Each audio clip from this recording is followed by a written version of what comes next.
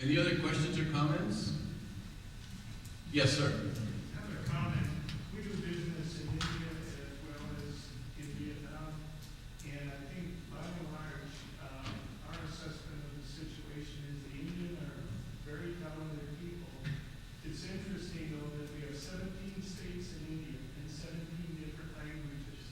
Their inability to communicate with each other is more of a deterrent than the fact that they've got one common language, English, but they don't communicate very well with each other. And that's a deterrent, I think. And you don't have that in Vietnam. We're very impressed with Vietnam in that respect. Thank you. A comment or hand back here, or Tom? Hello, my name is Tom LaVenture of the Asian American Press in St. Paul. In my 10 years there, I've come to appreciate the partnerships that the University of Minnesota has developed with China. They have an MBA program where mid-career professionals come from China to help improve their skills, work with corporations here. It's sort of to develop partnerships and a long-lasting, trusting relationship. And now they're about to initiate, if they already have, an India center, which is trying to establish the same type of partnerships.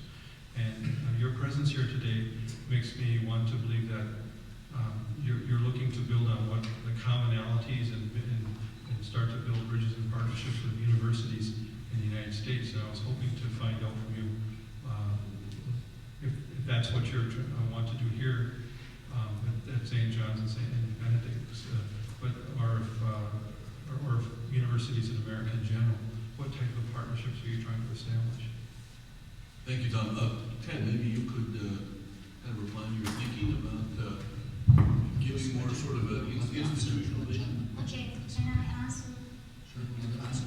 May I answer this question? Oh, Yeah, Okay. comment only. Comment only.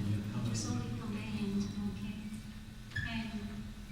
And Ted, maybe you can answer Tom's question about institutional base for preparing Americans to deal with Vietnam. My experiences in Vietnam is that English is alive and well as being taught in schools. And the children have a fundamental understanding of English. They don't have necessarily very good conversational skills on a native speaking basis. So, but also Vietnamese students have a tendency to be shy. They'll take a step back when a native speaker, English speaker is in front of them. But when you encourage them, they speak very well. So you have to look at Vietnam dynamically. Vietnam is a country that has now 89 million people in it. 63% of that country is under the age of 30. 82% of the country is under the age of 40. This is a very young, a very dynamic country. It is the epicenter of growth, as China is the epicenter of growth and India. There is a large inherent demand, especially since Vietnam entered the WTO in late 2007, for English-speaking workforce. And when we say English-speaking, we don't mean just an understanding of English, but a fully conversational capability. So there is a tremendous opportunity to raise that level, to raise that bar up, to get it to the point where the native, the Vietnamese have a command of English so they can speak with native speakers and do it effectively. But when it comes to grammar and it comes to being able to read and write, they're very proficient in English, students are. Where it drops off is when they get into a conversational situation. Some of it may be skills that need to be enhanced. Others of it may just simply be the nature of Vietnamese is to be a little bit shy around native speakers. But when you embrace them and you speak to them, they usually do very, very, very well. So you have to understand the dynamics of it. Like I said, do you have any quick comments to Tom's question about capacity here in the university? We would like the university University of Minnesota has done lots of programs to prepare Americans, exchange programs, training programs, and now they're starting an India Center, correct? There's something analogous for Vietnam. Do you have any thoughts about that? Yeah, I'm not necessarily aware of too much of training Americans to be effective in Vietnam. There is obviously, when you have a country that's growing at 8.5%, there is a large opportunity for American businesses to go and businesses. The education is a business, so including education as a business. There's a large opportunity in Vietnam.